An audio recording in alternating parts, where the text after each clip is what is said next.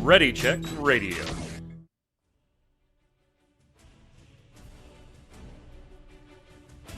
Stand by as we get ready to serve up all your news this week in the world of gaming.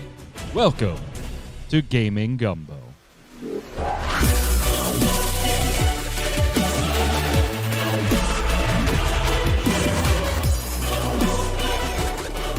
Why, hello, Internet, and welcome. It's Saturday, it's 7 p.m. Eastern. That means here on Ready Check Radio, it's time for Gaming Gumbo, your weekly gaming wrap-up podcast. Welcome, we've got chat live, ready to go.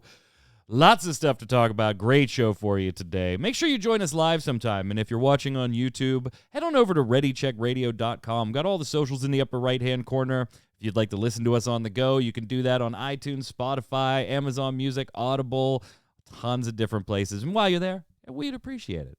If you like what we do here, give us a little thumbs up, a little like, a little subscribe, a little follow, whatever it is on any of the platforms in the social media world that you're listening on. Help us out. It's cheap, it's fast, it's free, and it tells us that you love us and you want to see more of us. Joining me to go over all the fun stuff I thought was interesting in the world of gaming this week, Mr. Jason Winter. Good evening, sir. Well, we're only doing what you think is interesting. Can't do what we think is interesting. I do give you, don't you give me that shit. When I send the show notes out, they say show notes sent out. Feel free to add. So don't you? And there is something today that is all Jason Winter on this show, and you know it. What do you got behind you? So what do I have behind me? In fact, this will be a little more obvious when we get later in the show. But I have a controller and a crown, a really cheap little like Halloween crown, like a Roman laurel wreath thing that I got for Halloween a few years ago. And we'll explain why I have those things later in the show. Okay, you already know. But we'll leave it as an exercise for the viewers. Yeah, that's a weird little combination of items. Wonder what it could mean. We'll circle back. He's on a boat. Joining us, giving Monsieur Yard the day off, Mr. Troy Blackburn, the Noob Fridge himself. Back to back. You did Always Online on MMO Bomb yesterday, and now you're here today on Gaming Gumbo. Somehow or another, as Jason retires, I get sucked in deeper and deeper. Hey, man, I tried to pay you to come to MMO Bomb, and you're like, oh, God, I just can't make this work. I just get some money. You're like, I really want to follow the dream, but I just can't make this schedule work. God damn it, Mike. Me from just a few years ago would have been dancing for a week straight. That was me a few years ago when I was dancing when I got hired. More adult me is like, but I have all these other responsibilities. My wife needs my help doing videos. How many videos a week could I do? Let's see. 70 is probably too many. You really got to get rid of some of the responsibilities then. So, those of you don't know, I technically work for my wife. So when she said, nah, I don't think you're going to have time for that. I was like, okay. You're probably right, dear. Probably right. Well, you got it, honey. You got it, honey. Well, doing the show this evening is interrupting my Gran Turismo 7 playing. I'm sure we'll circle back to that as well on today's show. It's probably down. So let's get started. Last year, I was kind of stunned, by the way, when I saw that these were up. I was like, oh my God, we have been doing this for a year now. Because we talked about last year's Video Game Hall of Fame nominees on this very show. And it is time now, gents, to circle back once again and look. The nominees were announced yesterday. There are 12. Keep in mind that 4 got in last year. So when we're making our picks, Jason, I'm sure you'll note them there. I got a spreadsheet ready. That you probably want to keep your guesses to a total of around 4. Now, there are 12 nominees. Remember, there is a player choice ballot. You can go to the museumofplay.org and vote for your favorites. Basically, the viewers count as one judge, total one judge, as things get grouped up. So here we go. I'm going to go through these, and you tell me, gents, in your mind, where they are in the gaming pantheon of history, and then ultimately, do they belong in the Video Game Hall of Fame? And in alphabetical order is the way we're doing this, so no particular order besides whatever you were titled. Assassin's Creed. And I'll give you, Assassin's Creed 2007 was actually a sequel to the Prince of Persia franchise, but then kind of spun out on its own, kind of did its own open world thing. Jason, Assassin's Creed, got a special place in your heart at all? Does it make the Hall of Fame? Was it innovative enough? Was it, all the different criteria that they're going to look at? What do you think? Where does it place? As I looked over this list, I got 12 games here total. There were a lot where I was like, oh man, maybe that should. I got to really think about that one. Yeah, this list I think is harder than last year's. Yeah. However, this was one of the games where it was like, no. Just no. It's way too new. It's not that special. Yeah, it's made a lot of money. Too new. It was 2007. Yeah, compared to some of the other stuff here, it's like, in terms of like the overall franchise, I don't really consider Prince of Persia a spin-off either. It's its own thing.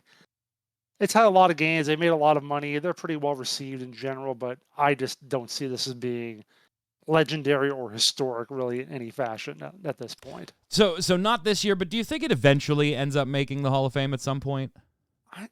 I think I'd give a below 50% chance. It's kind of weird. Like, I look at Assassin's Creed and I remember how like Assassin's Creed was the first time I played it. Really?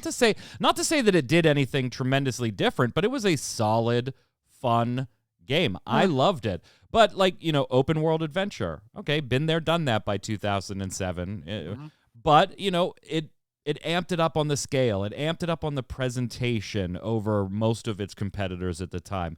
It's one of those titles that's like, for me, Troy, it doesn't stand head and shoulders above a lot of other open world stuff, but it's high up on the list. I just don't know if it changed the open world genre enough to warrant like certainly it's critically acclaimed. Certainly it was a commercial success. I mean, we still play Assassin's Creed games to this day. It's got all those checks, but did it do enough to maybe alter or change its own genre a little bit to walk itself into the Hall of Fame this year? I don't think so. I think Ubisoft did too much of a job of sort of making that their base of how they make all their games. Like they slowly all their games kind of morphed into feeling like one game where you go and you unlock the area, then you go do missions in the area. And honestly, I don't think that Assassin's Creed, the first one, stands head and shoulders above some of the other games in this franchise. I think maybe Assassin's Creed 3 is considered probably the best game. 3 Brotherhood.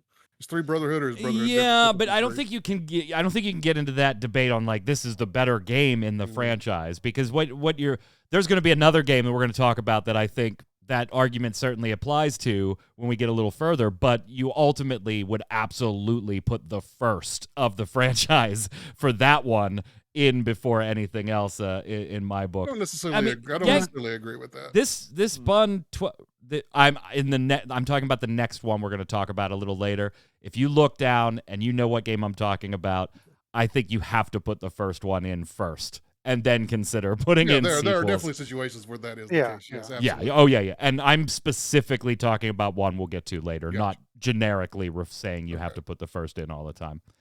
I wouldn't be surprised if Assassin's Creed gets there eventually. I'm going to agree with both of you and say probably doesn't. It's probably not going to be first ballot and walk in this year. Sure. Next up, 2012 Candy Crush Saga. I have a hard time with mobile games making Video Game Hall of Fame myself. I also can recognize that is just a personal bias of mine. Yes. I am not very into mobile gaming. Most mobile gaming is trash. So I do have to step back on mobile games and kind of go, just because I don't like them, does this fit the bill to be a Hall of Fame video game? And Candy Crush, if I had to pick a mobile game to be in the Hall of Fame, I think Candy Crush is definitely on my top 3 list of considerations. It became a mobile phenomenon for a while. Now it's spawned an entire genre of its own, good or bad. My bias still says no. Jason, I'm going to tack on to something you said earlier. I think it's too new. Yeah. I mean, it is less than 10 years old. Oh man, it's been out since 2000. I look at Wikipedia. It's been out since 2001. Oh no, wait, that was called Bejeweled. Oh, so the same Bejeweled. Yeah, game. that's a different. Yeah, so that's like that gives it a double no for me. It wasn't. Yeah, it did like light up phones, like you say, for a long time. 3 Bejeweled came out billion in 01 before. downloads is not a number to No, that's sneeze not at. nothing. I'll agree, but I agree with your point. And maybe I think last year I want to say Farmville was on this list, and like if I'm going to choose some sort of mobile social game, whatever, that's the one I would go ahead of on because it was actually kind of original. This was Yeah, but wasn't that It was more very Facebook than mobile? Maybe it was. Maybe I think I had it. Yeah, Farmville was yeah. Facebook, but still kind of in the same Whatever. like it Same attracted same crap. people who didn't traditionally play video games. Yeah. That's what. Yeah. Even Angry Birds Badass brings up in chat. That seems more interesting and original to me. Again, more of a Facebook kind of thing. But yeah, I don't. Bejeweled 2 just doesn't do it for me. I guess. No. Troy? The only reason I'm saying no to this one is because it's not an original game. My 73-year-old mother plays this game like now. My wife plays this game. All her friends play this game. We're talking about reach beyond the scope that any app would want, much less a game. It's amazing the amount of players that this game has had over time, the amount of money it's brought in over time. Right? I mean, yeah. But as not an original game, I don't think it makes it into the Hall of Fame. Just because you're big and popular doesn't mean you deserve a Hall of Fame spot. Okay. All right. So all three of us, no dice so far. Just to recap and remind you, last year's winners were Microsoft Flight Simulator, StarCraft, Where in the World is Carmen Sandiego, and Animal Crossing. Those were the 4 that were inducted. I bring that up because this next one, I almost immediately said yes when I was like making my list. But then I remember that Guitar Hero didn't make it last year. Guitar Hero was nominated, and I think all 3 of us, Yod, Jason, and I, we were like, you know what? I mean, that spawned an entire video game industry that didn't exist before it. And doesn't exist now.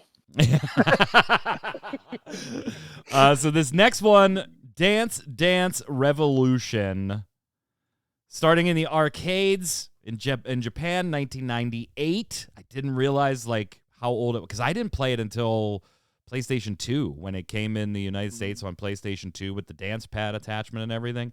I didn't realize it was actually back in 1998 when it first debuted in Japan and kind of paved the way, and they even say this on the site, paved the way for Guitar Hero and Rock Band. So if you want to take that extra step back, can Dance Dance Revolution do this year, Jason, what Guitar Hero failed to do last year? This is where we got, the first 2 were the easy ones for me. This is where we got to this point where I was also like, yeah, maybe. Right? Maybe. But again, like I said, just like with Guitar Hero, it's like, isn't it the longevity? Like, maybe that's true to arcades not really being a thing anymore. I don't know. There is a big culture still for DDR, Pump It Up, all those games in that vein. It's big. They're fanatical. Yeah. Don't get me wrong, but it's still a really narrow niche. It doesn't get talked about. When's the last time we talked about on this show ever any DDR type game? I don't know what we have. Yeah, it's fair. We've talked about rhythm games, but they were all keyboard, mouse, or like I will. Oh my God, yeah. Yeah, I will be a sweaty mess the way I DDR like crazy, Pump It Up. I love rhythm games, particularly those. I got no problem getting sweaty right now, gang. Let's do it. Okay, let's do it. I'll hook it up. You want to hook it up? Let's hook it up. You want to hook up so you can get sweaty? Yeah. Okay. Yeah, let's do it. All right. But give me a hookup so I can get sweaty. If I am going to limit myself to around 4 picks, I got to give this one a no. I don't think it quite makes it. Yeah, I mean, let's try to keep it around 4 because that's if we go to 3 or 5, I don't care. I want to say the odd took like 7 or something last year. We did this. I'm going to say yes. I'm going to say that DDR sneaks in because it did kind of pave the way for peripheral-based rhythm games behind it, which literally became an industry in and of itself for the next 10 to 15 years after it. Yeah, it's died down now, no doubt. But I think it does have a place in history that this one sneaks in there. Troy? So I think I'm the first one, by the way, that picked one that makes it. I'm going yes on DDR. I think there was some people consider DDR life, man. Like even to this day, I think it's such a big culture touchstone for so many people, whether it's arcade or on home consoles. Dance Dance Revolution, I think, is absolutely deserving of a Hall of Fame spot. Yeah, I mean, it became pop culture too, right? It's in Grandma's Boy and that iconic scene. The new high score. Did I break it? Did I break it? Did I break this? Fantastic. So Jason says no, but Troy and I go yes. By the way, just I'll if I'm not on the show where we do the results, I'll make sure to get you the spreadsheet. Yeah, absolutely. Or I'll just sit and chat and make fun of you all. There you go. Actually, that'll be better because we won't remember what we picked. For real. Here's the next one. Chat, get your yeses and nos in very very quickly on this one. The Legend of Zelda: The Ocarina of Time. Yes, the legendary 1998 title on the Nintendo 64, The Legend of Zelda: The Ocarina of Time. I don't see a way this doesn't make it.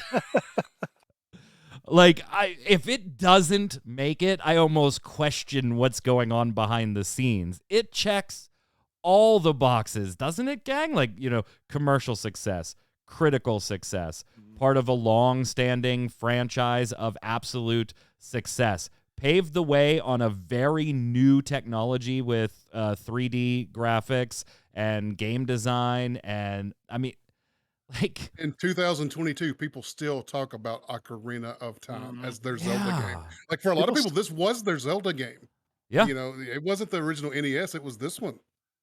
Mad Martha saying, I want to say no so much, but I can't ignore all the fools. Empty Mannequin saying no. Badass saying yes. I think ignore all the fools. Like, whether you like Zelda or not, or whether you liked Ocarina or not, I don't think you can look at that objectively and deny the massive impact that had on gaming at the time and to this day, Jason.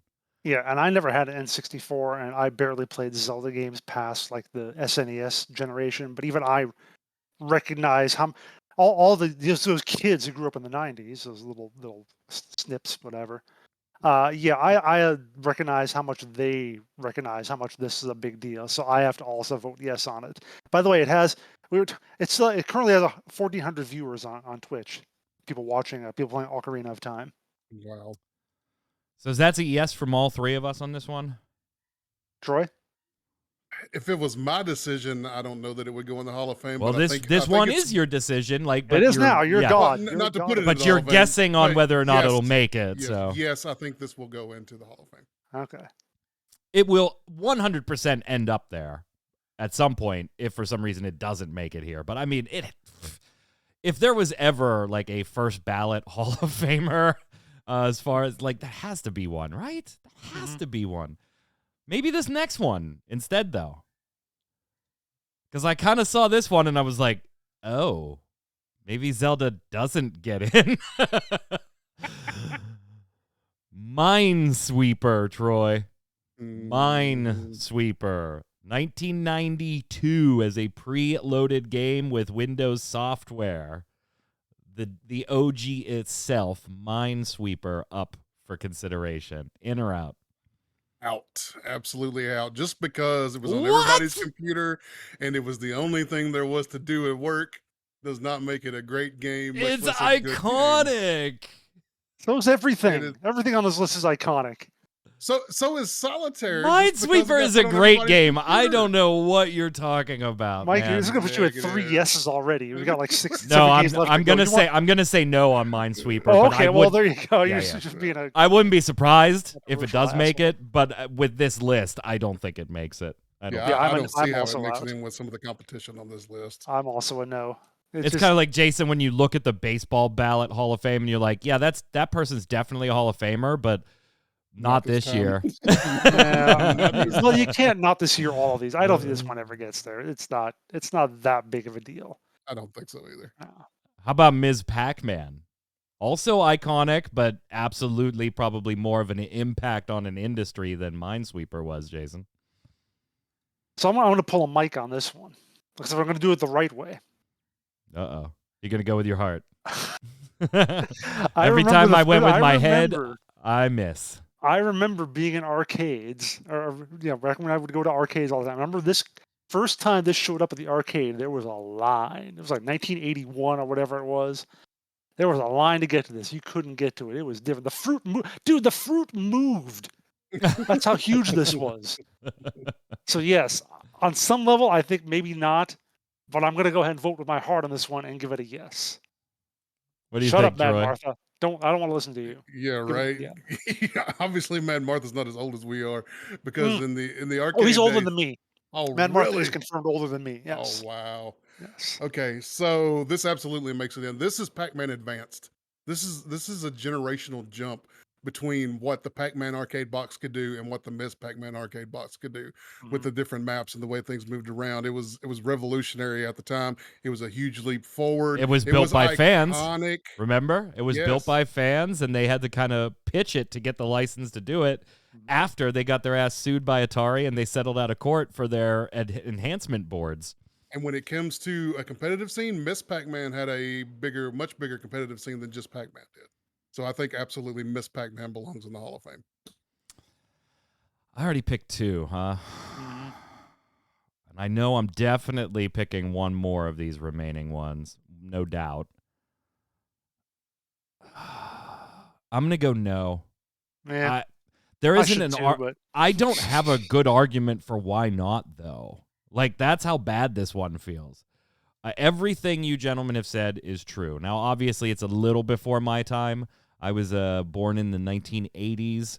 So, yes, I was around, but no, I wasn't at arcades. You know, I wasn't old enough for that. But being the video game history connoisseur, I understand.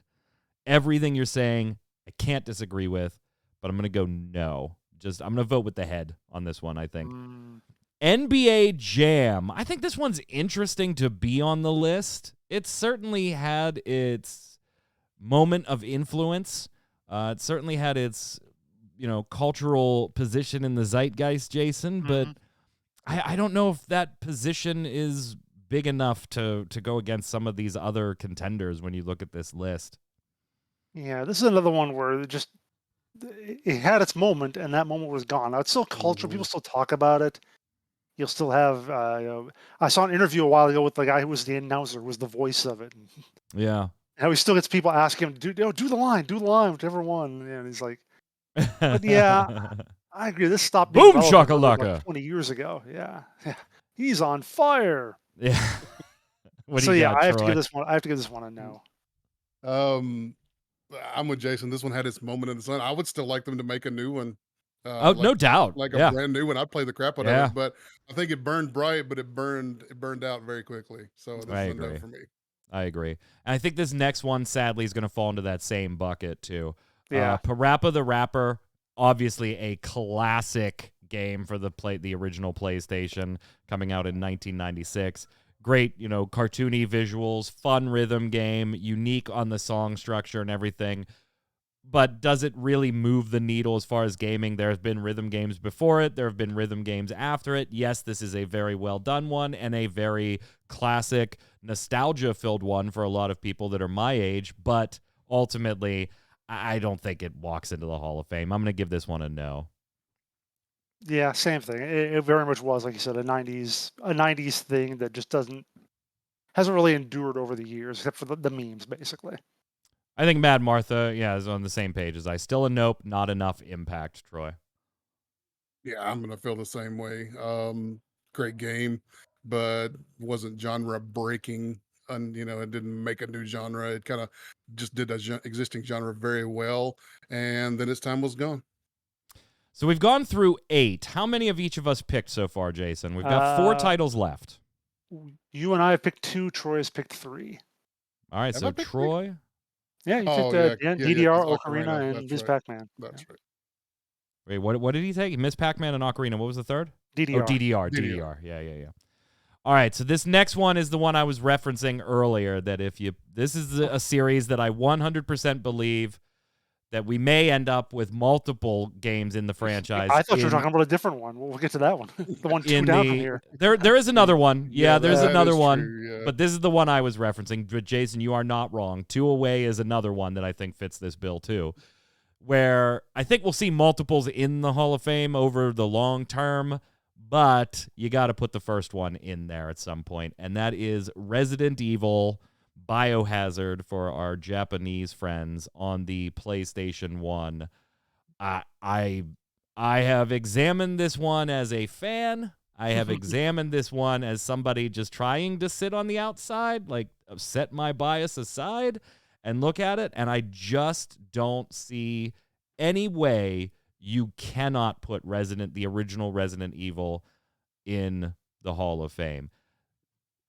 Yes, survival horror, quote, quote, quote, games were around. Resident Evil was not the first. It took a lot of inspiration from Alone in the Dark and some other titles. But I think, Resident Evil is where survival horror, that term, became a thing and became its own genre that it still is today. Obviously, Resident Evil itself still doing very, very well for Capcom today. There's no way this doesn't go in. It's too big. It did too much. Besides just being an innovative game at the time, it changed gaming, I think, across the entire spectrum, Jason. This one's in for me. Yeah, I'm not a fan like you are, so I was observing it from the outside. Yeah, I know you are. You got your stories and crap. Silent Hill isn't a thing without Resident Evil. Well, Badass saying Silent Hill, yeah. But yeah, again, like you said, it really did start the whole concept. Even if, like you said, there were previous games, this was the first one that really, like you said with your dad, it was very cinematic. It had that kind of my dad and my mom, I've told that story. Yeah, I told that story multiple times when I bought my PlayStation 1. I don't know if I agree with you that there's going to be a whole lot of multiple entries, because there were a lot of dogs, I think, along the way, weren't there? Oh, no doubt. Yeah, whereas the one we're going to talk about, I think, has not had a really altogether weak entry throughout. But it's had some weak DLCs. Well, yeah, whatever. In terms of main games, but yeah, I think this definitely gets in, but I don't know about how many future ones are going to get in. Troy, I don't want to. You can go above 4. You can go to 5 if you want. It'll be okay. Yeah. I think I'm going to go to 5. Okay.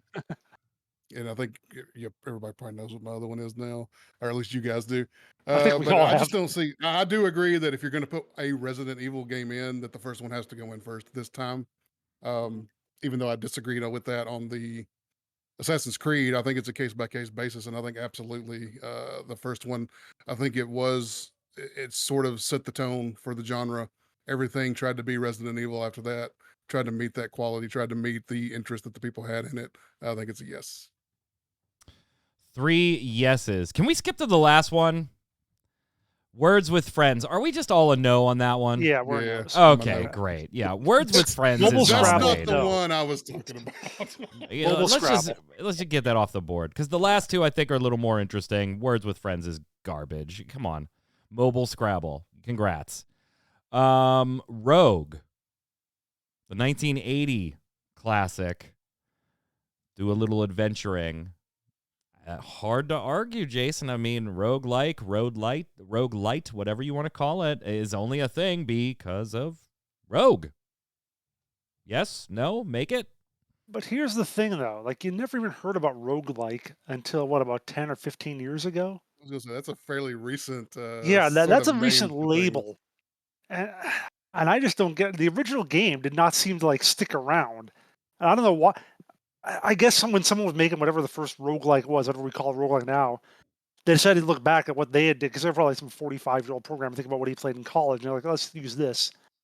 I don't know that it's necessarily that huge of a thing, because it did kind of lie dormant for so long and was kind of a big deal back when it first came out. But again, you look at something and maybe it's just me, again, maybe my own personal opinion, because I didn't have a computer back then. But I look at that same era, I look at a game like Ms. Pac-Man, which seemed to be a much huger thing back when it originally came out. And I just don't think the original Rogue really stood the test of time all that. Yeah, well. and I mean, just because you're the first game out doesn't, Troy, to your point, like Assassin's Creed, you think there are better examples of a groundbreaking Assassin's Creed than the first one. Yeah. Honestly, I had no clue. When I first heard the term roguelike, I was like, what the hell's Rogue? Yeah, You know, yeah. like Same. that's. I had to look up what the label meant. I was like, what do you mean roguelike? So I'm going to go no on this one, too.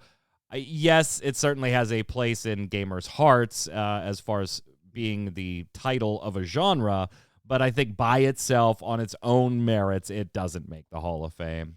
Troy, where are you? No, it's a hard no for me. I think if the next game that came along was called Shoots and Ladders, everything would be Shoots and Ladders like Yeah. nowadays because the genre itself, the popularity of the genre, like Jason said, is fairly recent. It'd be a combination of Tetris and what was the other one for Loot River? Oh God, Loot River. Dark Souls. Dark Souls. Tetris and Dark Souls. Yeah, right. Tetris and Dark Souls. Last one is what Jason was also referencing as if you got to put one in first, it's got to be the first. And that is Sid Meier's original Civilization, the strategy game of strategy games for many of you. So, Jason, I'll let you go first on this one. And I think this was on the list last year too, and I voted for it. So I'm still mad that it didn't get in, but I put it in this year because, yeah, like I said, they haven't really had a dud in the whole series, and this one again was something that was new and original. I remember reading a review of this. Sid Meier's Civilization was not on the list last year. Oh, it wasn't? Okay. Yeah. No, last year we had the nominees were Animal Crossing, Call of Duty, Farmville, FIFA International Soccer, Guitar Hero, Mattel Football, the handheld thingy, Yeah. Microsoft Flight Simulator, Pole Position, Portal, StarCraft, Tron, and Where in the World is Carmen Sandiego? Yeah, and it just sounded so amazing in that review in like 1993. I was so mad I didn't have a computer that could run it, but as soon as I had a friend who was able to play Civ 3 on his computer, I just sat over at his place and played it all night. So, yeah, I think the original would have probably blown my mind to the same extent that the Civ 3 did. So definitely goes in. Troy? This is a walk-off grand slam, buzzer beater, 3-pointer. I think so last too. second touchdown, deserves to be in the Hall of Fame. Absolutely. I think so too. So that puts my 4 at DDR, The Legend of Zelda, Ocarina of Time, Resident Evil, and Sid Meier's Civilization. I'm pretty happy with those 4. Jason, where's that leave you? We all took Civilization, Resident Evil, and Ocarina of Time. You and Troy took Dance Dance Revolution, and Troy and I took Ms. Pac-Man. And Troy So we're walked actually away with way too 5. much in agreement there. Yeah. Hey, well, I mean, either we're all going to be close, and we should definitely be people that have a vote in this, Pac-Man. or we're going to be so far off, and you'll know why we don't vote in this. Words with Friends, Rogues, and Minesweeper make it to the Hall of Fame, ladies and gentlemen. Oh, my God. And Candy Crush. Hey, so Game Informer has started compiling its best games of the year based on their own reviews. I just want to get a quick hit on whether you agree with the list so far for 2022 as we get ready to close out the first quarter. Based on their review scores, here are the best games of 2022 so far. Elden Ring with a 10. Tunic comes in with a 9.75. Dying Light 2 Stay Human at a 9.5. Final Fantasy XIV Endwalker at 9.25. Also Horizon Forbidden West. Wait. Are these top reviews of what year? 2022. Okay. Yes, there is a typo in the article. Wait, what? Look at the headline. Okay. And then look at the text. There is a typo in the second paragraph of the text. Okay, and what about the release date for Endwalker? What does that say? Yeah, December 7th. I guess there's a little overlap between the end of the year there. Yeah, I think that's totally fair. You've got to have time to play something like that. The Horizon Forbidden West, Destiny the Witch Queen at 9, Gran Turismo 7 at 8.75, and Pokemon Arceus at 8.75 as well, and finishing it out, Young Souls at 8.5. So they cap their list there. Anything at 8.5 or above makes the cut. Are these the best games of the year so far, Jason? Is anything missing, or is something wildly out of place for even being on this list? I think Gran Turismo 7 is wildly out of place for being on this list, and we're going to talk about that in a little while. And then I never heard of Young Souls. Like I was like, what? That's what? So maybe it's good, but I've not heard it. Yeah, I know. This is a clickbait art. It's the best games of the first 70 days of the year. It's like, come on. Stupid. Well, they just update this throughout the year. That's all. Okay. It's Well, they let's just talk keep about it at the adding end it of the to year it. Yeah. then. Well, this is the end of the quarter. I want to know if you agree. We're a quarter of the way through the year. Yeah. Elden Ring, no doubt. I mean, it's a game of the year contender, whether you're even a fan of Souls likes or not. Yes, whether or not it deserves a 10 is one question, but the Yeah, fact that it's maybe. rated way up there towards the top, I mean, yeah, sure, okay, I accept that for sure. Yeah, that is kind of weird that Lost Ark isn't there. I don't know if they maybe they didn't do a review for it. Technically, that was December, but if you're gonna creep Final Fantasy in as something you need more time to check out, then you probably creep Lost Ark in for Yeah, the same sure. reasons. I don't. Maybe they didn't do a Lost Ark review. That's why I asked Troy. Is there anything missing from here?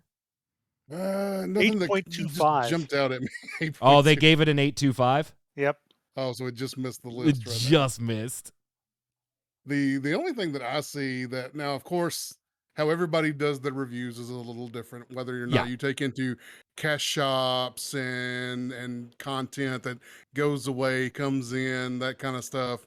Whether or not you take that into account is completely subjective to the site itself. If it was me, I would have a very hard time giving Destiny 2 the Witch Queen a 9. Oh, and yeah, I totally forgot Lost Ark was technically delayed. It didn't come out until February. My brain, that totally released in December because that was the original date. I was like, he knows what he's saying. Yeah, Somehow. He'll figure it out. It was delayed. Yeah, hell, Zach reminded me. He was like, that was delayed till February, Mike. Yeah, you're right. I mean, it hasn't all been peachy, right? Elden Ring walks away right now with 12 million copies sold. That's a pretty big number. Doing a nice job there. But all these games haven't maybe had the best splash lately, particularly a real driving simulator, Jason. What's going on with the old Gran T7? I'm just going with this Reddit post here that says Gran Turismo 7 is 2 weeks in a mess. That was from 2 weeks ago, and this, as we mentioned, I don't know if we said on the stream or if it was beforehand. Yeah, we said it had been down for 30 hours. That's how long they had to take it down to work on something, which, as it turned out, was to make the grind even worse because the grind is really terrible. I think we talked about how much it costs to buy cars. Yeah, we did that on a previous show. And the ability to, of course, go ahead and top yourself up with credits for real-life cash the way you buy cash in something like Grand Theft Auto Online. Okay, that's worse than, in case you missed it to me, it's top off, what some things use for, like, how do you buy cash. Top off what you're doing. You have 9 gallons of gas, you have 10-gallon tank. You want to hear something? Something? When let's say you do a race, right? Okay. And you win first place, and as part of that, there's a 5,000 credits reward. When the little thing pops up to let you know that, hey, you just got first place, 5,000 credits, and you see coins, and it goes to give you the money, right? Yep. There is the option to click OK, and there is an option every single time to click top off in the PlayStation Store. Oh, my God. Every single time you win a race or get a credit reward for something. Every single time. You guys were talking about this game, maybe pre-show, before a show or something a few weeks back, and I was like, man, that sounds pretty awesome, and I looked really hard at it. Gran Turismo is a fantastic history. I decided not to pull the trigger, and now looking at all this, I'm just like, wow, I'm glad I saved my money for now. You want to know what sucks? What's that? It's so much fun. I'm sure it is fun. But I am not one of those guys that is like, oh, I got to get that 20 million credit car. I don't care. I don't care. Like, I'm enjoying playing it. The monetization is bad. It is bad. But you know what? The game itself is so damn good. It's the same thing Square Enix did with Chocobo GP. Like, the gameplay is there if you like that type of game. Gran Turismo 7 is a fantastic game if you like that type of game. They are ruining it with this monetization bullshit. Oh, and by the way, they can't keep the servers up. And even to play the single-player stuff offline, you have to be online, so the servers need to be up. But they're very sorry. The developer, the lead creator said, in GT7, I would like to have users enjoy lots of cars and races, even without microtransactions. I would like for them to enjoy that. But we got to put them in there anyway. So. 9.25 out of 10 by Game Informer. Yeah. It's such a good game. I'm going to go play it after this show. It hurts my soul. Zach bringing up if we give devs an extra $10, maybe they won't add microtransactions. No, you're right. They just keep adding more. Yeah. Hey, this isn't Vampire the Masquerade Bloodlines 2. But if you're a Vampire the Masquerade fan like myself, maybe this could, I don't know, make you a little bit happy. A little bit happy. Has no idea how good Oops, sorry. Vampire the Masquerade Swan Song now has its official gameplay trailer. This is like their kind of a shorter story-based RPG. You can use stealth, persuasion, investigation, punch things in the face if you need to find out who's attacking some of the vampires in and around Boston. Comes out in May. I mean, it could be interesting. It's still not Bloodlines 2, though, Jason. Still not Bloodlines 2. I'm glad to see how you've improved the voiceover there by muting it. Yeah. Yeah, The voiceover was pretty bad. This is the kind of game that, because it's not going to be some sort of action-y kind of game, it's going to be very, you're going to look at people's faces as they talk and so forth and watch their movements carefully and slowly. It's got to nail that stuff. And it looks like it hasn't. Yeah. I thought I was LA maybe being a little Noire, harsh. The Masquerade. And then I actually read the comments and like, yeah, okay, I'm not the only one. Yeah, it looks rough. It's a game. I might still want to try it, but the idea of it sounds like it could be cool. But like you said, watching the trailer stuff, like there's nothing that looks like I just want to run out and grab that. Mm-hmm. Hey, so Supermassive Games talked to Game Informer this past week, and Supermassive Games, the Until Dawn, like all the Man of Medan. I actually really liked Until Dawn, but I'm a huge horror movie buff, so things being tropey and stuff like that totally worked for me. I loved it. They talked to Game Informer this past week because they're working on a game called The Quarry, as in the digging, go get the ore quarry, not an opponent. And they said they want to avoid problematic tropes in that game. Specifically, they were talking about things like, if you have sex in a horror movie, you die, right? Like stuff like that. And that, playing Truth or Dare, if two people went off to go do something from a dare, they wanted to like make sure that they showed consent, that those things were happening, and that stuff I get, right? Like that second part, yeah, you think times are different. You want to make sure that you are portraying, giving consent, enthusiastic consent for physical things to happen. I absolutely no problem there. But like they started talking about like this in such a way, like, people's sensibilities about sex are very different, and we don't want to put our morality in the game of having people have sex and they die. Well, did you guys play Until Dawn? Did you play Until Dawn? Because it was a walking horror video game trope, including all of these. And now there's just like this look back at like, well, we don't want to put our morality in there and have people punished because they opt to engage in physical contact in our game. You're making an interactive horror movie. I mean, first off, this isn't Citizen Kane, Jason. You're not like. To an extent, the tropes are what people are looking for. Yeah, and you already banked on it a few times in some previous titles. And like, number two, don't if pull you're out that the worried soapbox about it, now. You can just make a game without all the kids having sex. Just they don't say do that part. The Quarry doesn't engage engage in transgression punishment. While he admits there are nods to the past, the game doesn't have clearly defined rules like the movies above. Quote, we are very clear about not putting our morality into anything. Any of the choices you get are your choices. We offer them to you without judgment or without any, if you choose this, you win. If you choose this, you die. That's not how it works. That's not in our interest to do that.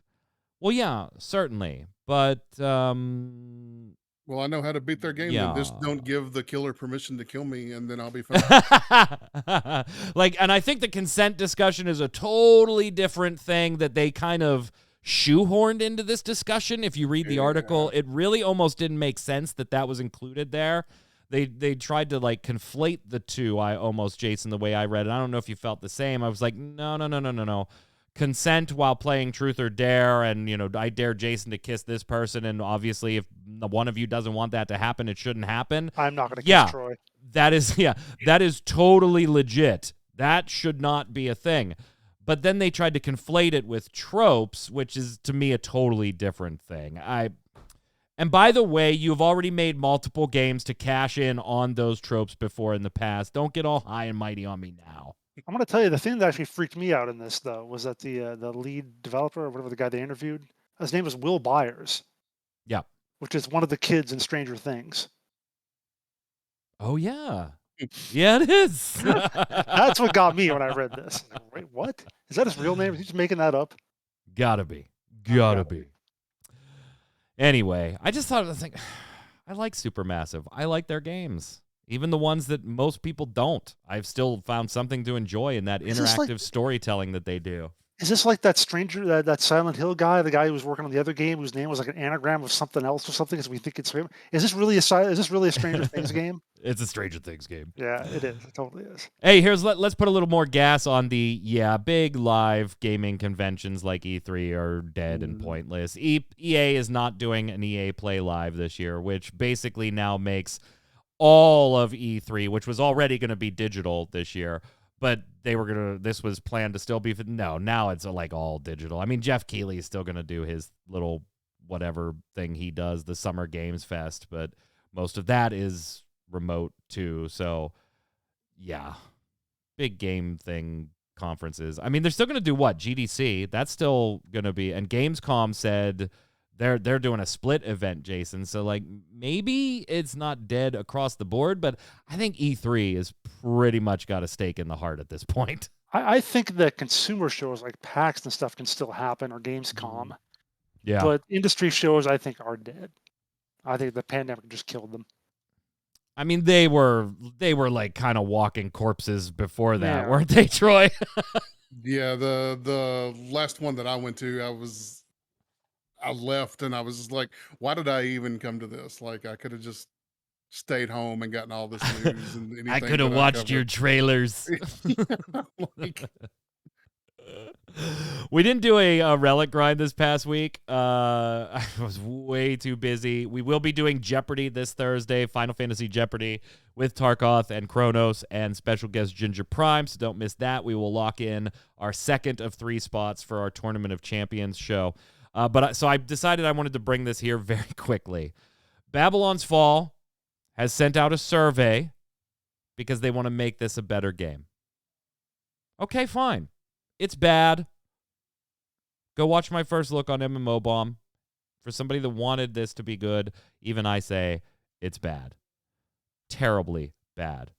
And so, let's get some feedback on how can we make this a better game experience that you would want to recommend to your friends.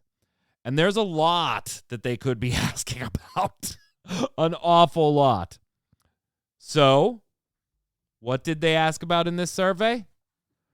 Oh, just the visual design.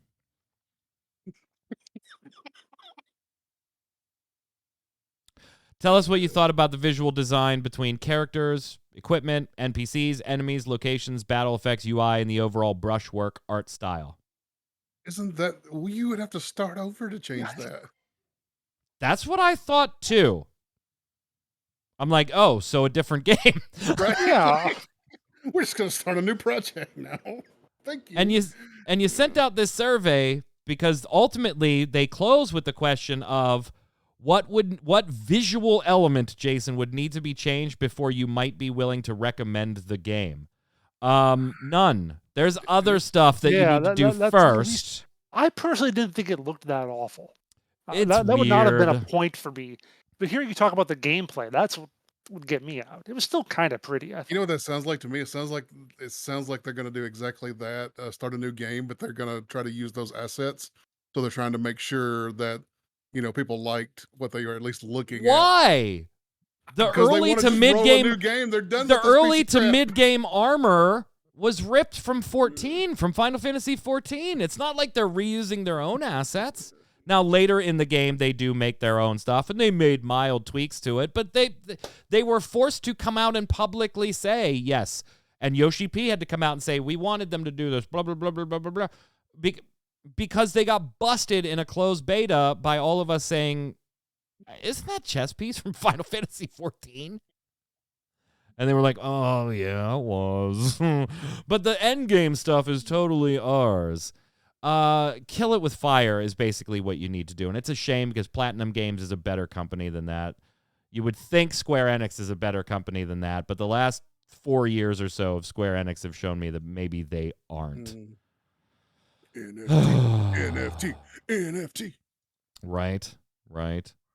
Hey, by the way, you're about to get a free 30-day trial of Paramount Plus if you're an Xbox Game Pass Ultimate member, because they really, really want you to watch the Halo live action show. Dumpster fire that's about to be this Halo live action show.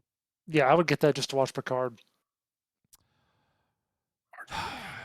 Makers of the show telling Variety Game, we didn't look at the game. We didn't talk about the game. Halo Season 1 showrunner Stephen Kane says of his prep with the game's developer, 343 Industries, we talked about the characters and the world, so I never felt limited by it being a game. We have no context to share with the people who are going to watch the show about this world and these characters, and was that about taking we have place no in the place Silver to- timeline Oh or my something God. too? It's like, what? Like, I can understand not wanting to be bogged down by the minutia of a game, particularly when, you want the show or a movie, if you're doing a video game adaptation, to not only appeal to the fans, but potentially bring in new members to that audience or to that IP. Like, I totally get that. But to be like, yeah, we didn't look at the game at all. Yeah, you can tell a story outside of the video games, but you still need to reference the video games. This is what everybody is expecting, and that's going to be another part of the problem I won't even get into right now, is the perspective is going to be from another character that's not even Master Chief, despite the fact that that's what everybody who's watching this show is going to want, is to learn more about Master Chief and his perspective on things. But you've got to reference the reference material, man. That's where it all comes from. Yeah. That's how the viewers understand everything that you should be presenting to them should be based on their context and their knowledge of the games, not whatever universe you invented for all this to take place in. Yeah, it's a really weird gray line you try to run when you do this, and that's why we end up with so many bad video game adaptations of things, because you try to run that line of make it appeal to fans, but also try to bring in new people. But if you go, like, if you're a fan of Halo and you go watch this show and it has nothing to do with anything you're familiar with besides it happens in the Halo universe, like, do you really care as a Halo fan, Jason? And then on the other side, if you're brand new and you're like, dude, this show is boss, I love this show, I got to go check out this game, and nothing that happened in the show relates to anything that's ever happened in the game, aren't you a little bit disappointed at that point? Like, you end up pleasing nobody, right? The only thing I'll give it, and this is what everyone's probably going to talk about, is Arcane, which doesn't resemble the League of Legends gameplay experience at all. Right, but it referenced a ton. Yeah, there were so many nods to League of world Legends building was players in that so show. good in that. Well, this world building is going to be. We're going to make awesome world building in this too. Even people who don't play Halo, never heard of Master Chief, they're going to love it because we're awesome filmmakers. I'm sure you're all shocked by this news too, by the way. Elden Ring wants to get into other intellectual properties besides just the game. So God, don't let Martin write books. It won't be out for 20 years. Yeah, let's maybe we're getting an Elden Ring movie or a show, and boy, 12 million copies sure moves the dial, doesn't it? It sure moves the dial. All of a sudden, there's interest in lots of stuff. Last thing we're going to talk about before we get to our games of the week. Jason, would you please tell me why that shit is in your background? I don't get it. Oh, well, it's because it's to celebrate the upcoming release of Crusader Kings 3 on console. And to, And it will be on Game Pass day one. And I'm trying to imitate my boy T-Pain with his controller and his crown. Wait, you're friends with T-Pain? Oh yeah. We both play. He streams all the time. We play. Well, I never actually watch him. He doesn't know who I am, but this is just what he's doing in the most awesome trailer you've ever seen in your life. T-Pain playing Crusader Kings 3 on console. So in between my daughter and I being 0.07 of a second away from getting all golds on our B license in license in Gran Turismo, I showed my son this, and Torchwick was like, he really didn't want to watch it. He was like, I don't play Crusader Kings 3. I'm not going to get it. I'm not a T-Pain fan. I don't care. Like, and I'm like, it's still going to be the best minute and 40 seconds of your day. Like, have you ever played a Civilization type game, whether it was Sid Meier's Civ, or, and he was like, yes. And I'm like, then you will get everything that's being referenced here, and how even the noblest of intentions never works out. Ever, ever, ever. And he's like, the best parts when he was like, oh, all right, we're gonna put down this rebellion real quick and then right back to peace. Right back to peace. we got to hire mercenaries. Got to raise taxes just for a little while. Yeah, temporarily. Temporarily raise taxes. All right, gang. We got to take over this one neighbor, but then we'll be back on track. And this is 1 hour later, and he's taken over all of his neighbors, and he's the Holy Booty Empire. Yeah. like, the other person who liked this was Ethos from Mobomb. He saw that too. There's another one out too. So if you haven't seen that, just came out a day or two ago, and that is where now he is a pontiff. He has made himself the pope of his Holy Booty Empire. So you got to check that one out as well. And he streams. Yeah. I didn't know that. Like, I'm not a huge T-Pain fan or anything. Like, I know who he is, but I don't have any of his albums or anything. But apparently he does streaming, not just music. Oh, he's hysterical. Not just his own music, but he streams video games too. I didn't know that. Yeah. Just twitch.tv/Tpain. Pretty easy to figure out. And a lot of times I see YouTube clips of like in his studio where people just come hang out with him and stuff, and they just laugh and laugh and laugh. Looks like he's actually live now doing some music stuff. So yeah, but yeah, he does. Looks like his recent videos are Call of Duty Warzone, Party Animals, Among Us. Oh, those are his highlights. A variety streamer. I love that at the end of this trailer, he goes from being with his crown and everything on, and he's in Viking paraphernalia. Like, he's just became a conqueror. It's fantastic. If you've ever played any type of game along the lines of Crusader Kings, and even if you are not a fan of T-Pain, you have to go watch this trailer. You have to. It will brighten your day. Let's go to our games of the week.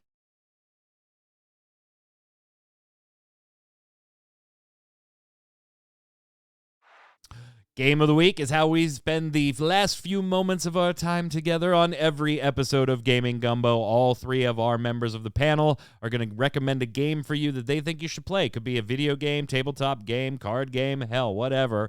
And something we're playing, have played, never played, but think you should check out. And you let us know in the comments what you thought of everything on the show today and who gave the best recommendation. Make sure you let us know in the comments, by the way. Get your predictions in there for that Hall of Fame. We will add them to our sheet and embarrass you on our show. We've got no qualms doing it. I'm going to go first, and I'm going to give it to Stranger of Paradise, Final Fantasy Origins. If you like Demon Souls, Dark Souls type games, but maybe they're a little harder for you, well, this is definitely one that I would check out, because as far as Souls games go, it is a bit on the easier side of that spectrum. But that is not to say that it doesn't add its own little twists to the way certain mechanics work in a fun way. As a Final Fantasy fan, it's okay. I mean, it's a kind of a reimagining a little bit with some additional stuff of the original Final Fantasy 1 from the NES, but there's some key characters missing. There's a lot of nods. The music is fantastic. I will give it that. Yeah, the writing feels a little lazy, but as far as a game, it is a ton of fun to play, and I can't, in good conscience, recommend Gran Turismo 7 because of its absolute travesty of monetization at the moment, that I think they're going to have to go redo exactly the way Square Enix is doing with Chocobo GP. So, Stranger of Paradise, Final Fantasy Origin. You're up, Jason. Well, last week we gave it to one of my favorite nostalgic games, the first Elder Scrolls game I played, Elder Scrolls 3 Morrowind. So this week, I'm going to give it to another 3. The first one I played in the series, we referenced it earlier, Civilization 3. Back when I first played that, like I said, on a friend's computer. Set over to his house and basically took over his computer for a few weeks. I feel bad now, but back then I didn't, because I really loved it. What do you got? Noob Fridge. This week I've gone back and sort of adventured through games that were not MMORPGs to sort I of took cleanse Sun the Tzu's palate. advice. And I've been enjoying Apex Legends again, and it's sort of a reminder of how good of a game this was even at launch. Like, it was surprising how good this game was at launch, and its ping system was really like a neck above Is everybody something else.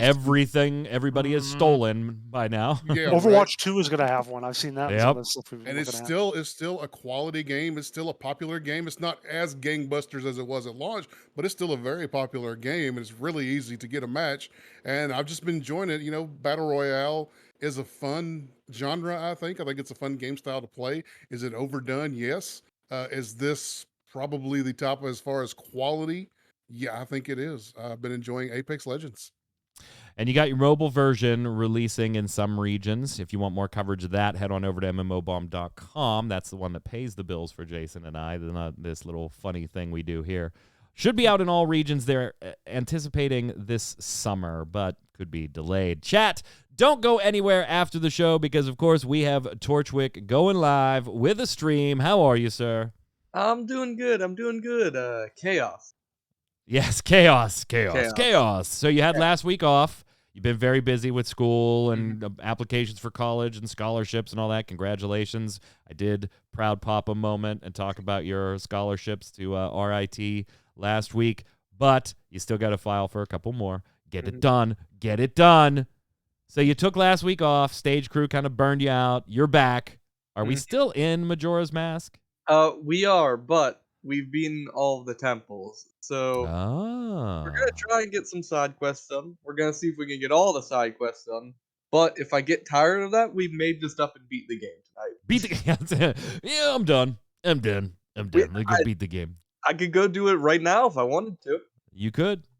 I watched you beat the last temple. You were very, very mad at that boss when you zoned out a little too far out of the play space there. But it all ended up working out. Chat, don't go anywhere. We'll need just a few minutes to switch things over and get Torchwick live. We'll, of course, be back right here next week, Saturday, 7 p.m. Eastern, with another episode of Gaming Gumbo.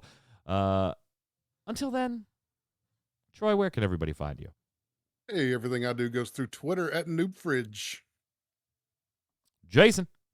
Everything I do at Twitter goes through at Winter and Why am I saying it like you? Why just I'm at the Twitter and Winter and Fall stream at twitch.tv/Jason Winter. Why do I try to be different? Right, when you end up saying the same things in certain ways often, and then you try to mix it up, you end up tripping over it. You end up tripping over it.